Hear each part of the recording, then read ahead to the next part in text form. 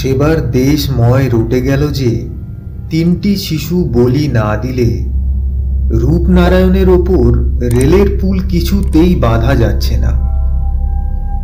দুটি ছেলেকে জ্যান্ত থামের নিচে পোতা হয়ে গেছে, বাকি শুধু একটি সংগ্রহ হলেই পুল তৈরি হয়ে যায়। শোনা গেল রেল কোম্পানির নিযুক্ত ছেলেধরারা শহরে ও গ্রামে ঘুরে বেড়াচ্ছে।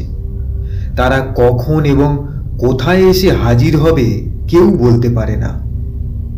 তাদের কারো পোশাক ভিখারির, কারো বা সাধু সন্ন্যাসীর, কেউ বা বেড়ায় লাঠি হাতে ডাকাতের মতো। এ জনশ্রুতি অত্যন্ত পুরানো। সুতরাং কাছাকাছি পল্লীবাসীর ভয়ের ও সন্দেহের সীমা রইল না যে এবার হয়তো তাদের পালা। তাদের ছেলেপুলেই হয়তো পুলের তলায় পোতা যাবে। কারো মনে শান্তি নেই। সব বাড়িতেই কেমন একটা ছমছমে ভাব। আবার তার উপর আছে খবরের কাগজের খবর। কলকাতায় যারা চাকরি করে তারা এসে জানায়, সেদিন বউবাজারে একটা ছেলে ধরা পড়েছে। কাল কড়েয়ায় আর একটা লোককে হাতে নাতে ধরা গেছে। সে ছেলে ধরে ঝুলিতে পুড়ছিল। এমনি কত খবর। কলকাতার অলিতে গলিতে সন্দেহক্রমে কত নিরীহের প্রতি কত অত্যাচারের খবর লোকের মুখে মুখে আমাদের দেশে এসে পৌঁছল। এমনই যখন অবস্থা, তখন আমাদের দেশেও হঠাৎ একটা ঘটনা ঘটে গেল। সেটাই বলি।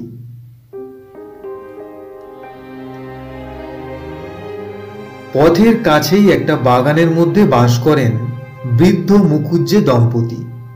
ছেলেপুলে নেই, কিন্তু সংসারে ও সাংসারিক সকল ব্যাপারে আসক্তি 18 আনা।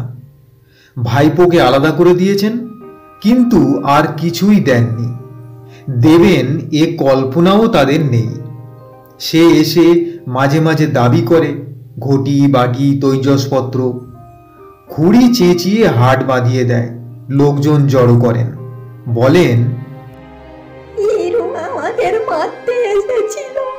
হিরু বলে আমাদের সব মেরে কেড়ে নেবে। হ্যাঁ হ্যাঁ, সেই ভালো, মেরেই একদিন সমস্ত আদায় করব তোমাদের। এমনি করেই দিন যায়। সেদিন সকালে ঝগড়ার চূড়ান্ত হয়ে গেল। হিরু উঠোনে দাঁড়িয়ে বলল, এই শেষ বেলা বলছি খুড়ো, আমার ন্যায্য পাওনা দেবে কিনা বলো। তোর এখানে কিছুই নেই। নেই মানে? না, কিছুই নেই। ঠিক আছে, আদায় করে আমি ছাড়ব। খুড়ি রান্নাঘরে কাজে ছিলেন। বেরিয়ে এসে বললেন, তাহলে যা, তোর বাপকে ডেকে আনগে যা। আমার বাবা স্বর্গে গেছেন, তিনি আসতে পারবেন না। আমি গিয়ে বরং তোমাদের বাপদের ডেকে আনবো। তাদের কেউ হয়তোবা বেঁচে আছে, তারা এসে চুল চিরে আমার বকরা ভাগ করে দেবে। তারপর মিনিট দুয়েক ধরে উভয় পক্ষে যে ভাষা চলল সেটা আর বলা যায় না। যাবার আগে হিরু বলে গেল, আজই এর একটা হেস্তনেস্ত করে তবে আমি ছাড়বো। এই তোমাদের আমি বলে গেলুম, সাবধান করে গেলুম। তোর ভারী ক্ষমতা, যা পারিস করগে যা। রান্নাঘর থেকে খুড়ি এসে বললেন।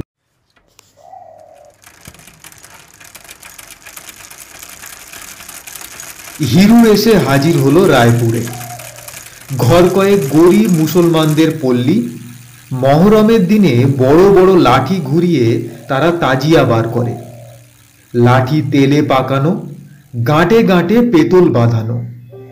এই থেকে অনেকে ধারণা তাদের মতো লাঠি খেলোয়াড় এ অঞ্চলে মেলে না। তারা পারে না এমন কাজ নেই, শুধু পুলিশের ভয়েই শান্ত হয়ে থাকে। হিরু বলল, বড় মিয়া, এই নাও 2 টাকা আগাম দিচ্ছি। তোমার আর তোমার ভাইয়ের কাজ উদ্ধার করে দাও, আরো বকশিস পাবে। টাকা দুটো হাতে নিয়ে লতিফ মিয়া হেসে বলল, আগে কি কাজ বাবু? আরে এদেশে কে না জানে তোমাদের দু ভাইয়ের কথা? লাঠির জোরে বিশ্বাসদের কত জমিদারি হাসিল করে দিয়েছো, তোমরা মনে করলে কি পারো না। বড় মিয়া চোখ টিপে বললে, চুপ চুপ বাবু চুপ, থানার দারোগা শুনতে পেলে আর রক্ষে থাকবে না। এ বীরনগর গ্রামখানায় যে দু ভাই দখল করে দিয়েছি, এ যে তারা জানে, কেউ চিনতে পারেনি বলেই সে যাত্রা বেঁচে গেছি। কেউ চিনতে পারেনি? পারবে কি করে বাবু? মাথায় ইয়া পাক বাঁধা, গালে গাল পাট্টা, কপালে কপাল জোড়া সিঁদুরের ফোঁটা, হাতে 6 হাতি লাঠি। লোকে ভাবলে হিন্দুর জমপুরি থেকে জমদু দেশে হাজির হলো। চিনবে কি? কোথায় পালালো সব তার ঠিকানা রইল না। হিরু তার হাতখানা ধরে ফেলে বলল, বড় মিয়া এই কাজটা আর একবার তোমাকে করতে হবে দাদা। আমার খুড়ো তবু যা হোক দুটো ভাগের ভাগ দিতে চায়, কিন্তু খুড়ি বেটি এমনি শয়তান যে একটা চুমকি ঘটিতে পর্যন্ত হাত দিতে দেয় না। ওই পাগড়ি গালপাটটা আর সিঁদুর মেখে লাঠি হাতে একবার গিয়ে উঠোনে দাঁড়াবে, তোমাদের ডাকাতি হুমকি একবার ঝাড়বে, তারপরে দেখে নেব কিসে কি হয়। আমার যা কিছু পাওনা ফেড়ে বার করে আনবো ঠিক সন্ধ্যের আগে, ব্যাস। লতিফ মিয়া রাজি হলো। লতিফ মামুদ দুই ভাই সাজ পোশাক পরে আজই গিয়ে খুড়োর বাড়িতে হানা দেবে ঠিক হয়ে গেল। পিছনে থাকবে হিরু।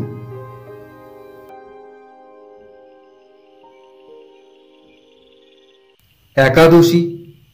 সারা দিনের পর দাওয়ায় ঠাঁই করে দিয়েছেন জগদম্বা। মুখুজ্জে মশাই বসেছেন জলযোগে, সামান্য ফলমূল ও দুধ। বেতধাত একাদশীতে অন্নাহার সহ্য হয় না। পাথরের বাটিতে ডাবের জলটুকু মুখে তুলেছেন। এমন সময় দরজা ঠেলে ঢুকলো দুই ভাই, লতিফ আর মামুদ।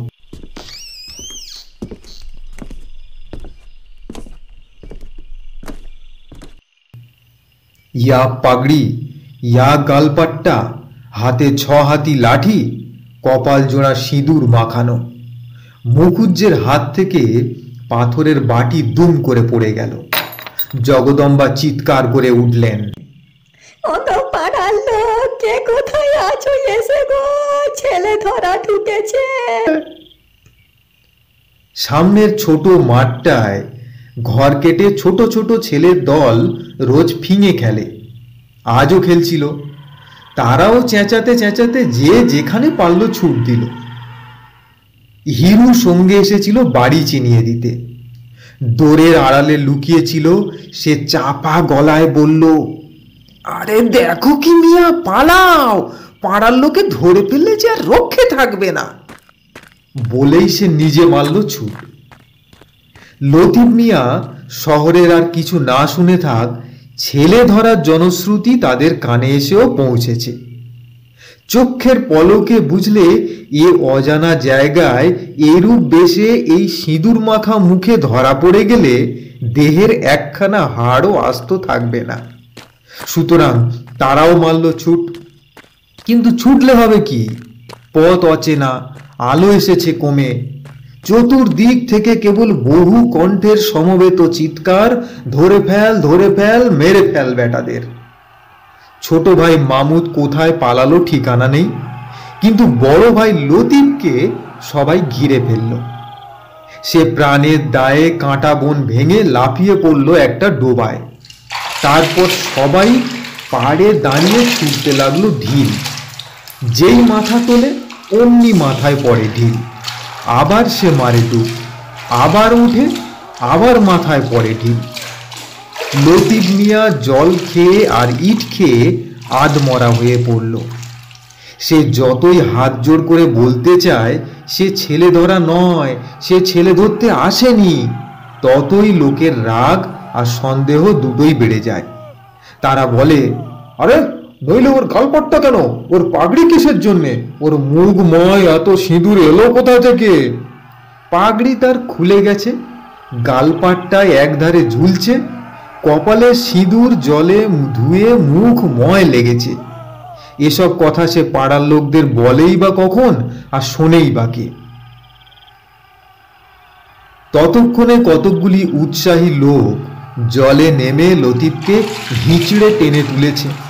সে কাঁদতে কাঁদতে কেবলই জানাচ্ছে সে লতিফ মিয়া, তার ভাই মামুদ মিয়া, তারা ছেলে ধরা নয়। এমন সময় আমি যাচ্ছিলাম সেই পথে। হাঙ্গামা শুনে নেমে এলাম পুকুর ধারে। আমাকে দেখে উত্তেজিত জনতা আর একবার উত্তেজিত হয়ে উঠল। সবাই সমস্বরে বলতে লাগলো তারা একটা ছেলে ধরেছে। লোকটার অবস্থা দেখে চোখে জল এলো। তার মুখ দিয়ে কথা বেরোবার শক্তি নেই।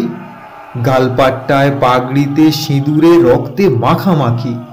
শুধু হাত জোর করছে আর কাঁদছে। বাবু, আমি ছেলে ধরার নই বাবু, আমি ছেলে ধরার নই, আমাকে ছেড়ে দেন বাবু, আমি ছেলে ধরার নই। জিজ্ঞাসা করলাম, আরে ও কার ছেলে চুরি করেছে আর নালিশটা কে করেছে? আর তা কে জানে? আর ছেলেটা কই? ছেলেটা তাই বা কে জানে? আরে তবে এমন করে মারছো কেন? আরে শোনো শোনো, ও ছেলে বোধহয় ও পাকে পুঁতে রেখেছে, রাত্রিরে তুলে নিয়ে যাবে, বলি দিয়ে পুলের তলায় পুঁতবে। আরে মশাই, মরা ছেলে কখনো বলি দেওয়া যায়? আরে মরা হবে কেন, জ্যান্ত ছেলে। আরে মশাই, পাকে পুঁতে রাখলে ছেলে জ্যান্ত থাকে কখনো? যুক্তিটা তখন অনেকের কাছেই ঠিক মনে হলো। এতক্ষণ উত্তেজনার মুখে সে কথা কেউ ভাববার সময় পায়নি। বললাম, আরে ছেড়ে দাও ওকে, ছেড়ে দাও। লতিফ মিয়া, ব্যাপারটা সত্যি কি বলো তো? এতক্ষণে অভয় পেয়ে লোকটা কাঁদতে কাঁদতে সমস্ত ঘটনা বিবৃত করল। মুখুজ্জে দম্পতির উপর কারো সহানুভূতি আগেও ছিল না, শুনে অনেকের করুণাও হলো।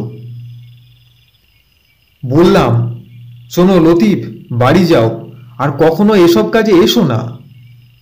এ নাক বলছি, কান বলছি বাবু মশাই, খোদার কিরে করে বলছি, আর কখনো এ কাজে আসবো না। কিন্তু আমার ভাই গেল কোথায়? আরে ভাইয়ের ভাবনা বাড়ি গিয়ে ভেবো লতিফ, এখন নিজের প্রাণটা যে বাঁচলো এই ঢের। লতিফ খোঁড়াতে খোঁড়াতে কোনো মতে বাড়ি চলে গেল।